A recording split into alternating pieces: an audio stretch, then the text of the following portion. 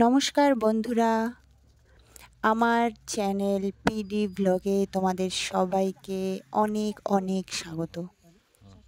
তো আজকে আমি আরেকটি ব্লগ ভিডিও নিয়ে তোমাদের সামনে এসেছি। তো তোমরা ভিডিওটি দেখো আর এনজয় করো। তো ভিডিওটি দেখো, তোমরা দেখতে পাচ্ছ কোথাও একটা যাওয়ার প্রস্তুতি চলছে আর আমরা বেরিয়েও পড়লাম।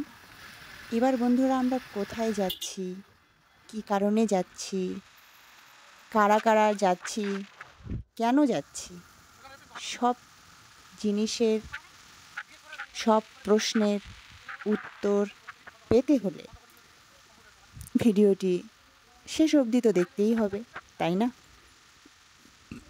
তো যাই হোক, এই ভিডিওটি হচ্ছে একটা ভীষণ গুরুত্বপূর্ণ দিনের ভিডিও, যে দিনটা আমি তোমাদের সঙ্গে শেয়ার করব।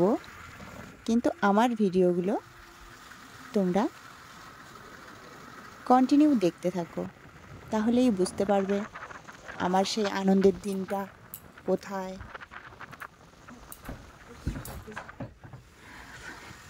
কিসের আনন্দের দিন, কেন, কিভাবে, সব কিছু তোমরা বুঝতে পারবে, জানতে পারবে। তো দেখো, আমরা যেখানে যাওয়ার উদ্দেশ্যে রওনা দিয়েছি, আমি কিন্তু আমার এক ভাইয়ের বাইকে আছি, আর আমার বর আমার আর এক ভাইয়ের বাইকে, স্কুটিতে, ওরা দুজন আছে। তো আমরা আগে পৌঁছে গেছি, আমরা বাইকে ছিলাম, আমরা আগে পৌঁছে গেছি, ওরা স্কুটিতে পরে আসছে, ওরা রাস্তায় আছে। তো দেখো আমরা কোথায় এলাম। এই হলো সেই আমাদের গন্তব্য জায়গা, যেখানে আসার জন্যই সকাল থেকে তড়িঘড়ি। আমি বাইক থেকে নামলাম। তো বলেই দেই, পরিচয় করিয়েই দেই, এই হচ্ছে সেই বিখ্যাত জাগ্রত বাবা বলরামের মন্দির, যে মন্দির সেই ছোটোবেলা থেকেই আমি এই মন্দিরে আসি। আর আজকে আমি কত বড় হয়ে গেছি, এখনও আসি। আগে যখন এই মন্দিরে এসেছিলাম না, তখন চারপাশে ওয়াল ছিল না। এখন এসে খুব ভালো লাগছে। চারপাশে দেখো, দেখতে পাচ্ছ, চারপাশে গার্ডওয়াল দেওয়া হচ্ছে। সত্যি দারুণ হয়েছে, সত্যি আমার খুব ভালো লাগলো। আমাদের এই জাগ্রত বাবা বলরাম মন্দিরে কত সুন্দরভাবে গার্ডওয়াল দেওয়া হচ্ছে। দেখো তোমরা চারপাশে দেখতে পাচ্ছ, চারপাশে কত সুন্দর গার্ডওয়াল দিচ্ছে। দেখো, খুব ভালো লাগলো।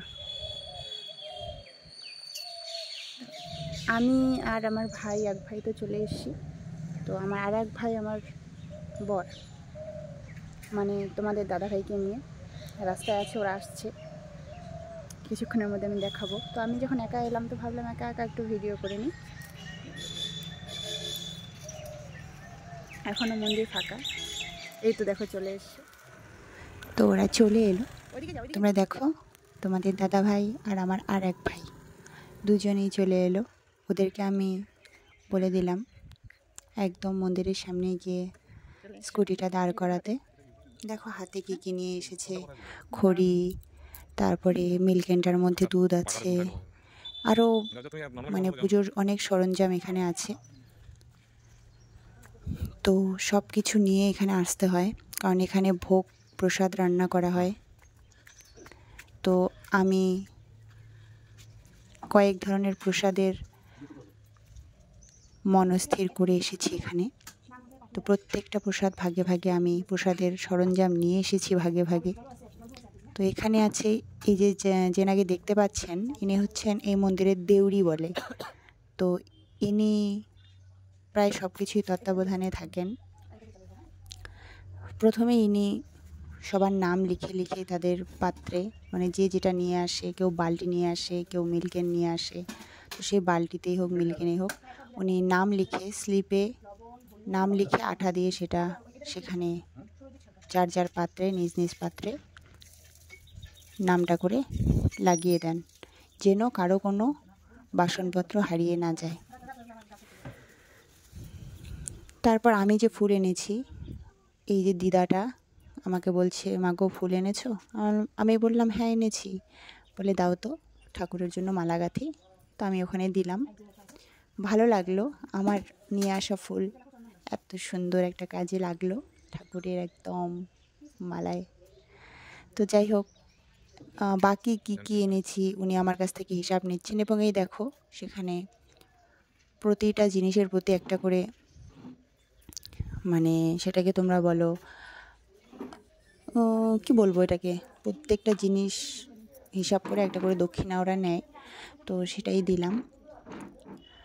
আর নিজের ব্যাগ নিজের সঙ্গেই আমি নিয়ে বেরোলাম, কারণ হচ্ছে ওখানে তো আর ব্যাগ রাখা যাবে না, ওরা ব্যাগ রাখে না। তো যাই হোক, আমি আর আমার বর মন্দির থেকে এখন হাঁটি হাঁটি পা পা করে এগিয়ে যাচ্ছি, কারণ এখনও পুজো শুরু হয়নি। পুজো শুরু হবে তখন অঞ্জলি হবে। এই দেখো, আমরা যখন এসেছিলাম তখন কেউই ছিল না, আর এখন কত ভক্ত চলে এসছে। আর এখানে দেখতে পাচ্ছি একটা ছোট বাচ্চার মুখে অন্নপ্রাশনের ভাত, মানে অন্নপ্রাশন হচ্ছে, তার মুখে ঠাকুরের প্রসাদ তুলে দেওয়া হচ্ছে।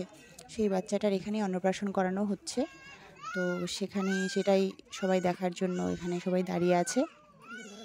আর এখানে যত মানে মানুষদেরকে দেখতে পাচ্ছ না বন্ধুরা, এরা সবাই এখানে পুজো দেওয়ার জন্য এসছে, আমাদের মতনই সবাই পুজো দেওয়ার জন্যই এসছে। কারো মানত থাকে, যারা মানত করে তাদের মানত পূর্ণ হয়। এটা এতটাই একটা জাগ্রত মন্দির। যাই হোক, পুরোহিত মশাই এখানে পুজো দেওয়ার জন্য বসে গেছেন, আর সেই হিসাবে সবাই এখন সেখানে অঞ্জলি দেওয়ার জন্য যার যার নিজ নিজ জায়গা নিয়ে নিচ্ছেন। আর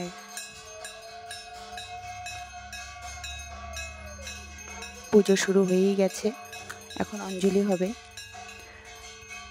আমরাও দাঁড়িয়ে আছি আমাদের জায়গা মতো। অঞ্জলি শুরু হলে আমরাও সেখানে গিয়ে বসবো, ভগবানের দরজার সামনে, বাবা বলরামের সামনে আমরা বসবো। এই তো অঞ্জলি শুরু হয়ে গেছে। সবার গায়ে পবিত্র চরণ ধোয়া জল ছিটানো হচ্ছে। এই তো অঞ্জলি শেষ হওয়ার পরে আমরা এখন যাচ্ছি চরণামৃত আমরা গ্রহণ করব। ভাইয়ের হয়ে গেল নেওয়া, এখন আমি এগিয়ে যাচ্ছি নেওয়ার জন্য।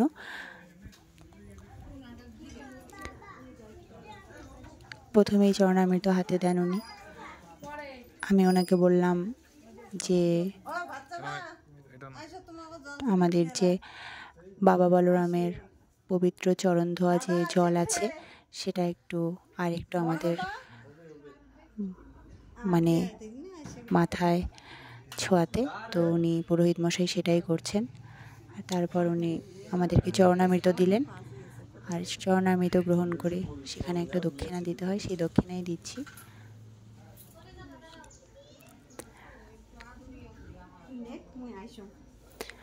তো বন্ধুরা, এই মন্দিরে তোমরা আসতেই পারো, সত্যি খুব জাগ্রত মন্দির। কারো মনের কোনো বাসনা থাকলে অবশ্যই এসে এখানে বাবা বলরামের কাছে জানাবে। অনেকের অনেক মনের আশা উনি পূরণ করেছেন। আশা করি মন পরিষ্কার থাকলে, পবিত্র মনে যা যাওয়া যায়, ভগবান অবশ্যই তার মনের ইচ্ছা পূরণ করেন। এটাই ছোটোবেলা থেকে দেখে এসেছি, জেনে এসেছি। তো পুজো দেওয়া শেষ হয়ে গেল, সবাই এখন বেরিয়ে পড়ছে। এখন হবে এখানে ভোগ প্রসাদ খাওয়ার পালা। এই দেখো সবাই আমরা বসে পড়েছি ভোগ প্রসাদ খাওয়ার জন্য।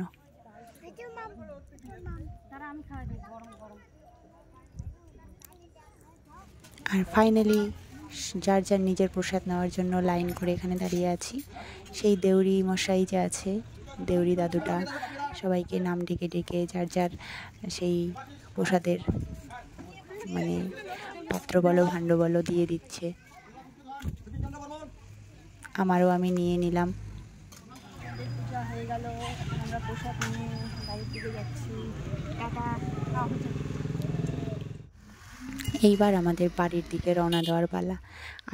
আসার সময় আমরা আগে ছিলাম, আমার ওই ভাই আর আমার বর পেছনে ছিল। এখন ওরা বলছে ওরা আগে যাবে, আমরা ওদেরকে পার করে চলে যাচ্ছি। ও রেস চলছে, রেস। তো যাই হোক, আমার ভিডিওটি ভালো লাগলে সবাই শেয়ার করো বন্ধুরা।